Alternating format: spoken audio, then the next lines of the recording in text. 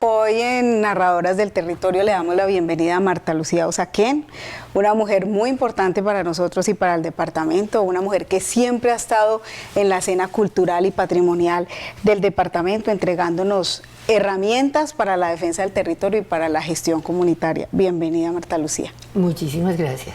Bueno, yo quisiera empezar, porque el patrimonio es un legado, una herencia, Marta Lucía, algo que es digno de preservar. Sin embargo, en ese camino tuyo, en ese transcurrir, ¿cómo defines el patrimonio? Pues yo creo que el patrimonio es absolutamente fundamental. Está conformado por bienes que reconocemos como muy importantes para todos nosotros y está conformado por manifestaciones culturales de las que a veces no somos conscientes, ¿sí? Pero de todas maneras, ese compendio de bienes y manifestaciones son como los elementos, los referentes que consolidan nuestro sentido de pertenencia, ¿sí? Son los elementos que nos permiten saber a dónde pertenecemos, ¿sí? De dónde somos, qué tipo de cosas nos anteceden. Y en ese mismo ejercicio, entonces, surge la memoria social, que es de alguna manera la revisión crítica de todo lo que de alguna manera denominamos identidad, ¿sí? La identidad necesariamente está acompañada de una memoria que es el elemento con el cual todas las comunidades, todas las poblaciones miran hacia atrás, ¿sí? Y plantean su presente, ¿sí? Y en algunos casos pueden además proponer su futuro. Ese patrimonio tiene una dimensión en lo rural que es muy importante, y decía que las manifestaciones a veces no somos conscientes de qué son, pero en esas manifestaciones reside la manera como nosotros cultivamos la tierra, como nosotros nos alimentamos, ¿cierto? Como nosotros interrogamos al medio ambiente en el que se desarrolla nuestra vida para saber qué es lo que debemos cultivar, ¿cierto? ¿Qué nos gustaría introducir, por ejemplo? ¿Qué comemos, ¿cierto? Y esos elementos cada vez están más sometidos al riesgo de desaparecer, de ser completamente cooptados por las nuevas tendencias, por el mundo moderno. De alguna manera la modernidad va en contra de lo patrimonial, ¿cierto? Va en contra, o sea, lo presiona, es un elemento que presiona totalmente la tradición para generar nuevas perspectivas, ganancias, ese tipo de cosas. Y hay un ejercicio muy interesante de resistencia cultural que hacen las comunidades, ¿cierto?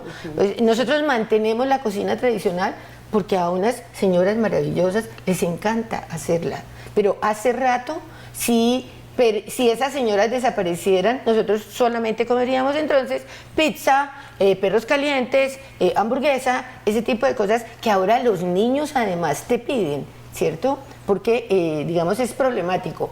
El asunto de la apropiación de una manifestación cultural se cocina desde la infancia, ¿sí? No sé si ustedes recuerdan o tienen en su memoria el olor del maíz cuando está hirviendo, ¿sí? O el olor de ciertos dulces que salen de la cocina y a usted la boca se le llena de saliva porque eso es muy rico y usted trae un recuerdo, ¿sí? Se construye al interior de la familia y al interior, digamos, del proyecto educativo ese proceso de apropiación de lo que nos han legado, de lo que recibimos como un legado, que necesariamente también cambia. También hay ahí un proceso de adaptación a nuevas condiciones. Yo no sé si a ustedes les gusta la natilla, a mí me gusta. Ay, sí. Pero a mí no me gusta la que se cocina con la olla industrializada. No, con la olla grandota. No, a mí no me gusta esa. A mí me gusta la de caja. Sí, estoy diciendo una cosa terrible, pero es así. Tiene sabores. O sea, yo he generado un proceso de adaptación, ¿cierto? Y entonces tomo lo que el momento contemporáneo me da para mantener la manifestación. O sea, en mi casa se pone natilla en Navidad. Lo que ¿cierto? se genera alrededor de eso, el compartir. Exacto, exacto. Y había otro compartir ligado a la preparación, pero eso es Claro muy que sí. complejo. La vida moderna no nos da No tanto nos esa opción, a menos que nos vayamos de vacaciones a una finca, ¿cierto? Y en la finca todos nos pongamos pues el delantal para hacer la natilla. Pero ahí, de eso hablo cuando hablo de procesos de adaptación, ¿sí? Las manifestaciones culturales no están fijadas en el tiempo, no están cristalizadas, sino que van avanzando con los procesos de progreso para no perderse, ¿sí? Y eso lo hacen las comunidades, y lo hacen las comunidades casi sin saberlo, ¿sí? Es una cosa muy bonita, pero ahí, digamos, tenemos esa discusión y no sé si eso contesta qué es para mí el patrimonio. Yo siento que forma parte de mi vida entera, ¿cierto? Desde todos los sentidos, ¿sí? Y desde una percepción mental de quién soy yo. Totalmente, y por eso en la presentación dije que es una gran defensora de las manifestaciones culturales y comunitarias. Marta, y después de esta gran introducción pues, que nos hizo sobre qué es para usted el patrimonio, ahora me gustaría que nos adentráramos en su trabajo y de esas luchas que usted también ha dado por conservar parte de eso que somos. Una de esas, por ejemplo, ha sido promover alternativas que eviten la desaparición de lo que ha sido el Yipado como una manifestación cultural para el departamento del Quindío. ¿Cómo fue ese proceso? Y haciendo un balance hasta hoy, ¿eso realmente sí ha ocurrido? O sea, ¿de verdad sí ha existido una apropiación de ese patrimonio o solamente se convirtió como en un acto que se realiza durante las fiestas de los municipios o del departamento? Digamos que para hablar del Yipao yo tengo que situarme en la creación de la Fundación Territorio Quindío, ¿sí? La fundación se estableció en 2008. En ese momento yo todavía trabajaba en el Museo Quimbaya, ¿cierto? Y solo hasta el 2011 yo me vinculé, cuando ya había salido del Banco de la República, me vinculé laboralmente, o sea, para apoyar todo el trabajo de la fundación. En 2008 la fundación, y Dianita María Giraldo al frente de ella, inició un trabajo de documentación de los yiperos, ¿cierto? De los yiperos y sus yipaos, ¿sí? Y fue un trabajo muy juicioso, de reuniones permanentes con ellos, de revisar qué cosas encontraban molestas del desfile del Yipao para trabajar en corregir esas situaciones.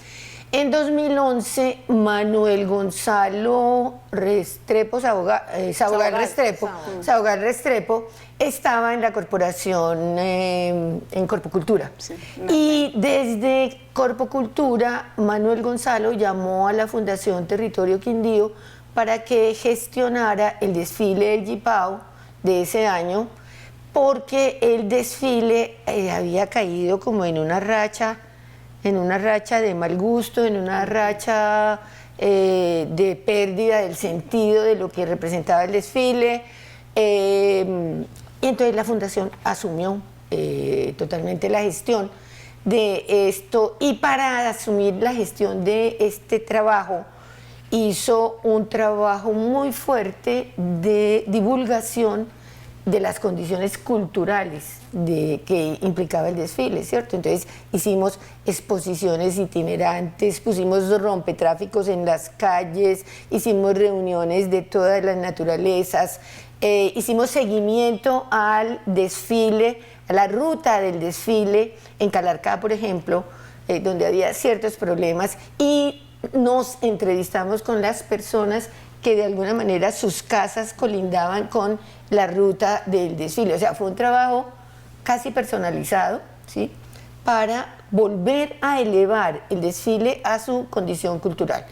Y efectivamente la fundación lo logró. Efectivamente el desfile se convirtió, el desfile y el jipao, ¿sí? Se convirtieron en un símbolo del Quindío, ¿sí? Y empezó a ser utilizado en todos los medios, desde todas las perspectivas. Bueno, y entonces el desfile de alguna manera quedó perfectamente puesto en el entorno en el que deseábamos que estuviera.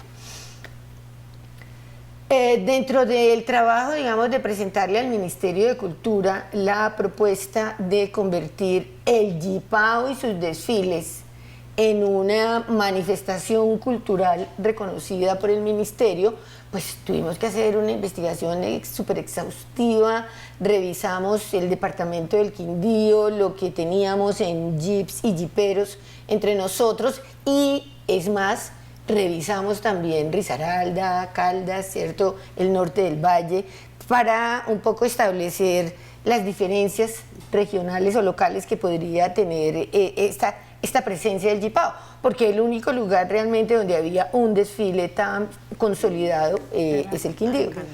Y de hecho, la gente en esos departamentos llama jipao es estrictamente al desfile, no como nosotros que llamamos jipao a todos los jeep willys, ¿cierto?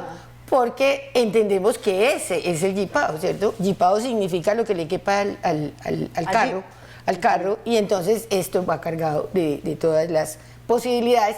Entonces sí, de alguna manera determinamos todos esos elementos y procedimos a presentar un expediente a nivel nacional. Cuando presentamos el expediente a nivel nacional tuvimos alguna dificultad que es evidente con la manifestación, que tiene que ver con el hecho de que las manifestaciones culturales se tienen que transferir generacionalmente, ¿sí?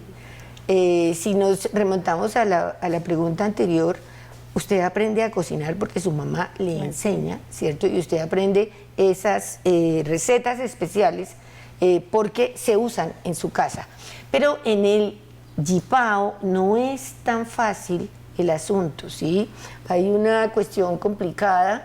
El trabajo de los jiperos generalmente es de personas mayores, ¿sí? Y los chicos están interesados en otras cosas, ¿sí? No hay relevo generacional. No hay entonces un relevo generacional y eso para una manifestación cultural es clavísimo.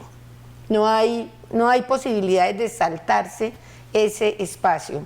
Entonces, de alguna manera hemos estado mirando con el Ministerio de Cultura por qué camino abordar el asunto y es muy posible que solamente nos quedemos con el desfile del jipao, ¿sí? Es muy posible que un próximo expediente que presentemos al Ministerio de Cultura se ocupe exclusivamente del desfile del jipao, porque esa otra parte no la hemos podido sustentar, porque las condiciones socioeconómicas que tiene que sufrir un jipao son muy complicadas. Todos tenemos la figura del jipao en nuestras cabezas como un vehículo súper simpático, bonito, que nos agrada muchísimo verlo cargado en las carreteras, o sea, se nos llena el corazón cuando vemos pasar un jipao de plátanos, qué emoción, ¿cierto? Sí. Pero la vida de los jiperos no es tan simple. Hay un problema que no sé si son ustedes conscientes de eso, y es que el departamento del Quindío cada vez sufre una mayor descampesinización, ¿sí? Sí. Las tierras aptas para el cultivo se están convirtiendo en hoteles, en proyectos turísticos, en otro tipo de cosas, ¿sí? Y ya no hay campesinos que cultiven, entonces ya no hay gente para transportar.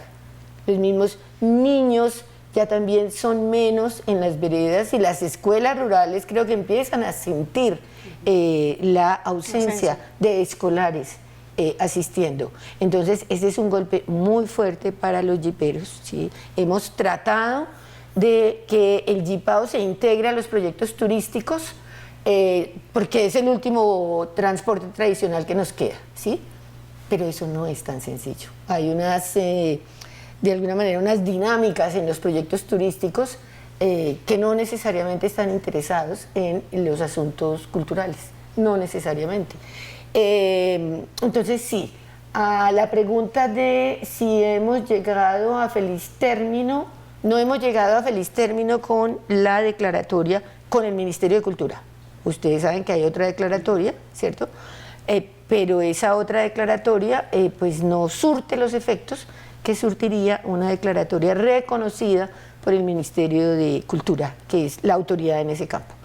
Entonces la situación de los jiperos es una situación muy compleja, mucho. Cada vez los costos son mayores, ellos tienen un vehículo que es un vehículo antiguo, ¿sí? La normativa del Ministerio de Transporte va en contravía de ese tipo de vehículos para hacer transporte público, entonces hay muchísimos elementos que juegan en contra de los jiperos. Bueno, Marta Lucía, de todas maneras siempre se ha destacado, no solo por ser la abanderada de este trabajo tan bello con lo de los jiperos, sino también con los museos. Está íntimamente ligada a los museos y que en últimas para nosotros es fundamental porque en los museos está nuestra memoria, la memoria del territorio, que es lo que de alguna manera mueve este podcast, ¿cierto?, de narradoras del territorio. Entonces, mi pregunta es, ¿qué destacaría de este proceso y cómo de esta manera usted estaría dejando un legado, haciendo todo lo que hace porque se consoliden estos consejos de los museos y que los museos sean activos, tal y como deben ser? O sea, el haber estado en el Museo del Oro Quimbaya dejó en mí una impronta súper fuerte, ¿sí? Me permitió conocer muchos ámbitos diversos de la labor museística. El Banco de la República tiene claro el rol que juega en su política cultural el entorno museístico y bueno, yo viví en esto, crecí como ser humano, fui muy feliz además en ese lugar tan hermoso. Y luego al salir del museo, yo salí en el año 10 y en el año 12 el Ministerio de Cultura hizo una visita,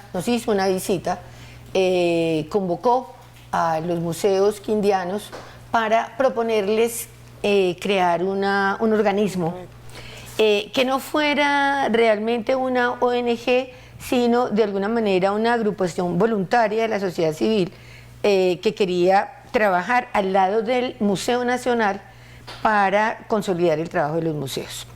Esa fue una invitación que tuvo una respuesta clarísima entre nosotros.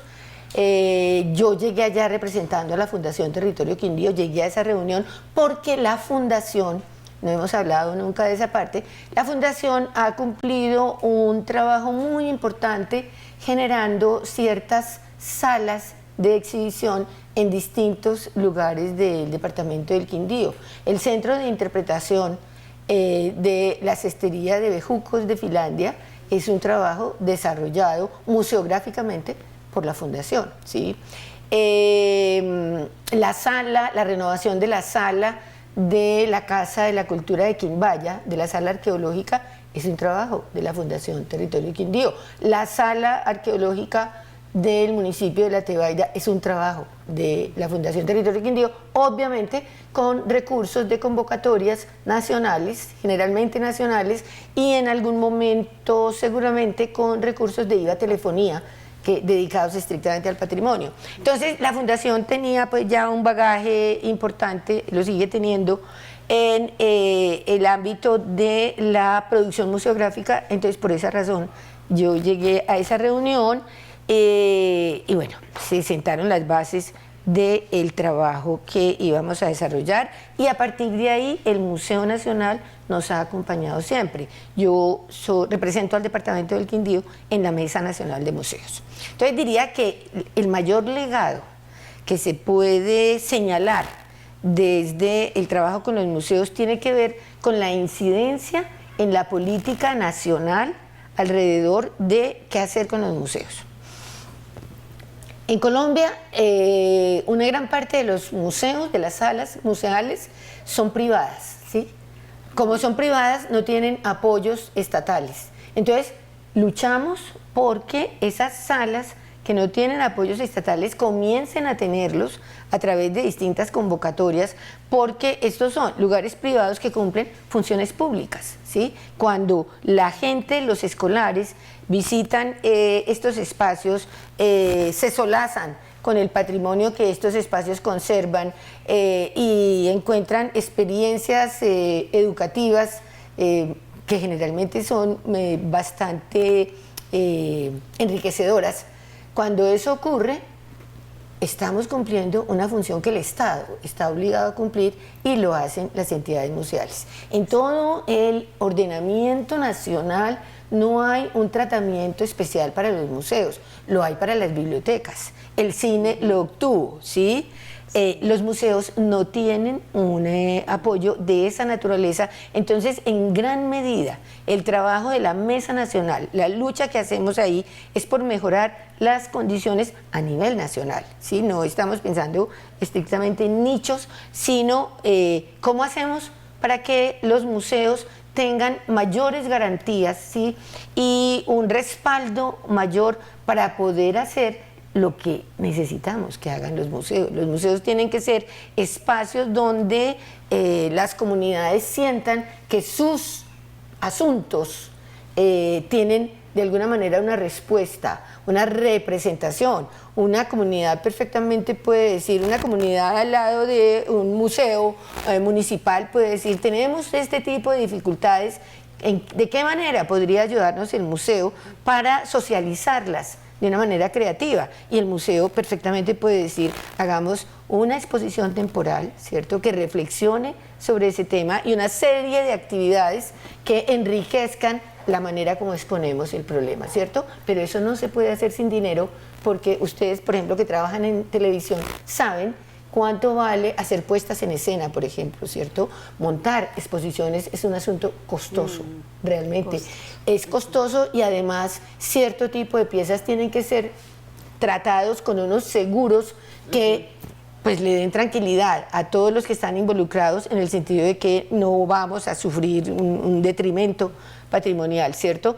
Es un asunto costoso y es un asunto que requiere el apoyo de la legislación nacional, ¿cierto? No es un asunto que se solucione localmente, sino que hay que señalar los caminos. Hemos presentado dentro de la discusión de la nueva ley de cultura un espacio importante para los museos. Bueno, nosotros lo hemos presentado, no sabemos qué va a pasar en el nivel nacional, pero hemos hecho un lobby muy fuerte para tratar de consolidar el trabajo de los museos. Necesitamos, por ejemplo, que en estas entidades museales se vinculen personas que tengan conocimientos alrededor de todos los elementos que están involucrados en una exposición, ¿cierto? Una exposición requiere iluminación, requiere distribución, requiere diseño, requiere guión, ¿cierto? Requiere curaduría. ¿Sí? Y todo eso suma en una propuesta. Entonces, pensaría que, no, obviamente no es un trabajo mío, es un trabajo nacional que se está haciendo para que contribuyamos a mejorar esa perspectiva de los museos. En el entorno local pensamos que es muy importante que el aparato turístico involucre a los museos dentro de la propuesta que hace. Generalmente las personas creen, porque no tenemos la cultura del museo, si los niños europeos crecen en el museo y en la biblioteca, ¿sí? Ahí, y en Estados Unidos también ocurre así. Nosotros quisiéramos que los niños visitaran con mayor frecuencia nuestros museos, que ciertos temas que los museos exhiben pudieran ser discutidos en el aula escolar, ¿sí? A través de las visitas a estos espacios. Eso no es para nada fácil, ¿cierto? Entonces necesitamos eso. Necesitamos también que de alguna manera haya una campaña que reconozca el rol social que cumplen los museos. De eso sí estoy hablando totalmente en el Quindío, ¿sí? Que haga que las comunidades diversas sientan que ese espacio no es tan aburrido como como parece, ¿cierto? En general, los museos se presentan como un hecho educativo. Los museos... Hay que incluirlos en la web. Uno de los momentos más emocionantes que yo he vivido en la vida se da al frente de las cosas que propone un museo, ¿sí? Estuve alguna vez en la exposición de Malagana, en Cali, que presentó el Banco de la República hace mucho tiempo.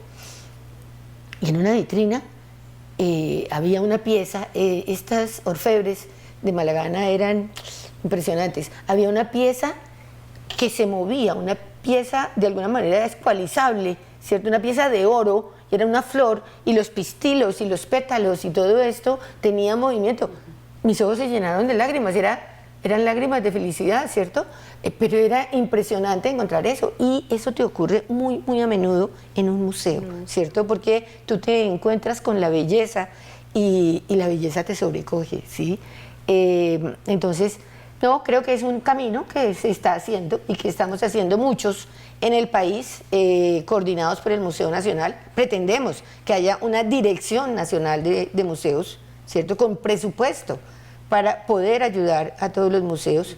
Pretenderíamos que de alguna manera se generara un fondo, ¿sí? Como el que tiene el cine colombiano, que ha demostrado las bondades, ¿cierto?, de ese fondo, porque se ha disparado la producción, ¿cierto?, cinematográfica. Entonces, sí, quisiéramos cosas de esa naturaleza y las estamos buscando. Marta Lucía, y no podemos despedirnos sin hablar del tema de la mujer, del trabajo que se ha hecho a través del observatorio, pero además es que la defensa del territorio también es la defensa de la mujer.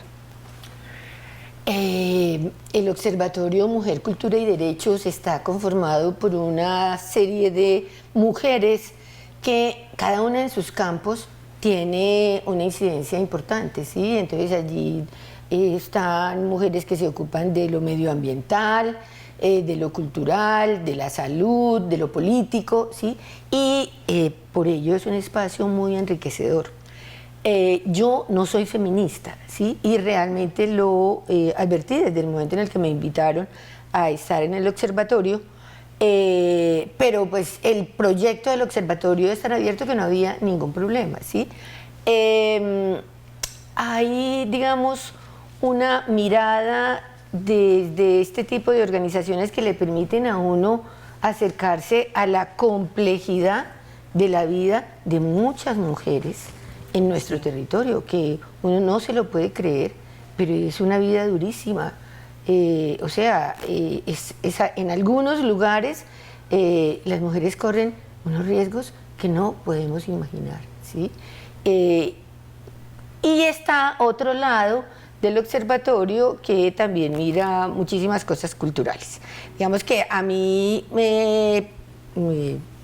tuve la oportunidad con el Observatorio Mujer, Cultura y Derechos de hacer un proceso de investigación sobre la contribución de las mujeres a la consolidación del paisaje cultural cafetero, pues justamente pues por mi vena cultural.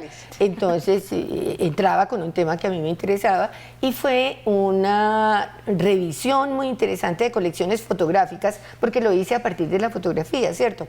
De colecciones fotográficas desde los 30 hasta los 90 del siglo pasado, revisando las mujeres, cómo han estado en el Quindío, y la verdad es que, como siempre, es impresionante lo que las mujeres nos han aportado en la consolidación de la familia, en la consolidación del entramado social, en la manera como asumieron sus saberes tradicionales para ayudar a que todos salieran adelante. Son historias absolutamente maravillosas. O sea, la señora que haciendo morcilla, ¿sí?, educó a toda su familia, ¿sí?, logró que fueran a la Universidad del Quindío. O sea, son unos logros atortolantes que no son reconocidos en el entorno, ¿sí? Estos temas son como marginales, generalmente es como lo patriarcal, lo que aparece, digamos, registrado, y esa labor de estas mujeres como hormiguitas, atendiendo absolutamente todas las cosas de la familia, las plantas medicinales para mejorar las dolencias pequeñas, ¿cierto? El coser para que la familia pueda renovar la ropa, el generar absolutamente todos los elementos de la casa para vestirla, ¿cierto? Todo eso es un proceso de construcción a partir de los saberes tradicionales de ese paisaje cultural cafetero, en cuya base yo creo que efectivamente está de manera muy fuerte el patrimonio cultural inmaterial. Entonces, esa oportunidad, por ejemplo, me la dio el Observatorio Mujer, Cultura y Derechos, y me alegra muchísimo hacer parte de esa organización. Y nos alegra a nosotros muchísimo que haya estado aquí en Narradoras del Territorio, hablando precisamente de esa identidad femenina de región y de mundo, porque Quindío también es el corazón del mundo. Gracias, Marta Lucía. Muchísimas Muchas gracias a gracias. ustedes. Muy encantadoras.